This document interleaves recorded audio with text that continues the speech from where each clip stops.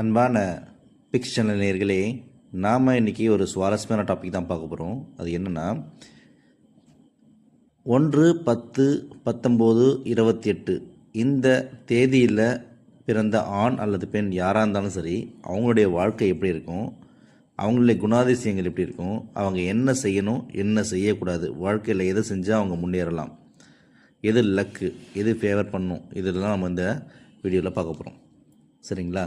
அதாவது இந்த எல்லாமே பார்த்தீங்கன்னா கூட்டு எண் 1 19னா 1 9 கூட்டினா 1ன்னு வரும், 10ன்னு வரும், கூட்டினா அதை மறுபடியும் கூட்டினா 1 வரும், கூட்டு எண் 1 வரும்.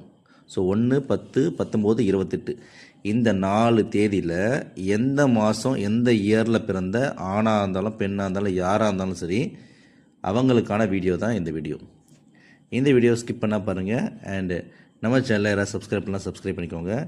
அதே போல் இந்த தம்ப்நெயிலில் இருக்கிற என்னோடய காண்டாக்ட் நம்பரை நீங்கள் காண்டாக்ட் பண்ணி உங்களோட டவுட் கிளாரிஃபிகேஷன் ஏதாவது கிளாரிஃபை பண்ணிக்கலாம். சரிங்களா?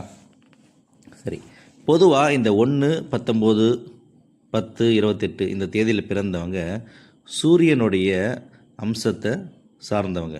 ஸோ சூரியனுடைய குணாதிசயம் இவங்களுக்கு கண்டிப்பாக இருக்கும். அவங்களுடைய சூரியனோட அனுகூலம் இவங்களுக்கு கண்டிப்பாக உண்டு. இவங்க என்ன செய்யணும்னா மெயினாக காலையில் எப்பயுமே எழுந்திரிச்சோன்னே சூரிய நமஸ்காரம் செய்ய வேண்டியது. ஏன்னா சூரியனுடைய முழு அருள் எப்பயுமே இவங்களுக்கு கிடைச்சிக்கிட்டே இருக்கும். அவரோட அருள் வேணும்னா இவங்க டெய்லி கண்டிப்பாக காலை சூரிய நமஸ்காரம் செய்ய வேண்டும். அதே போல் ஞாயிற்றுக்கிழமையில் முடிஞ்சவரை நான்வெஜ் சாப்பிடக்கூடாது.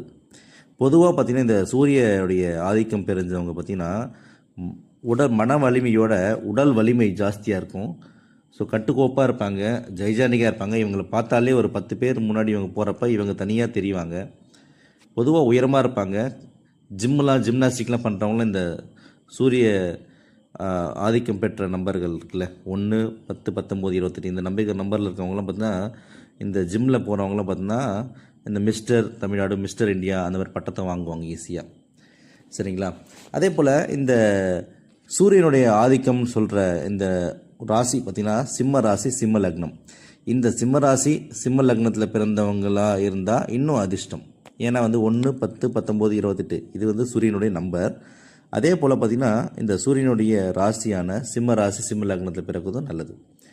அதே போல் பார்த்திங்கன்னா கார்த்திகை, உத்திரம், உத்திராடம் இந்த நட்சத்திரமும் பார்த்திங்கன்னா சூரியனுடைய நட்சத்திரம். இந்த நட்சத்திரத்தில் பிறந்தாலும் அவங்க ரொம்ப அதிர்ஷ்டசாலிகள். இந்த நம்பரில் பிறந்தவங்க எப்பொழுதுமே நம்பர் 1ல் இருக்கணும்னு நினைப்பாங்க. ஸோ அதனால் தலைமை பண்புக்கு தகுதியான நபர்கள் இவங்க தான். மீண்டும் அடுத்த வீடியோவில் சந்திப்போம். நன்றி, வணக்கம்.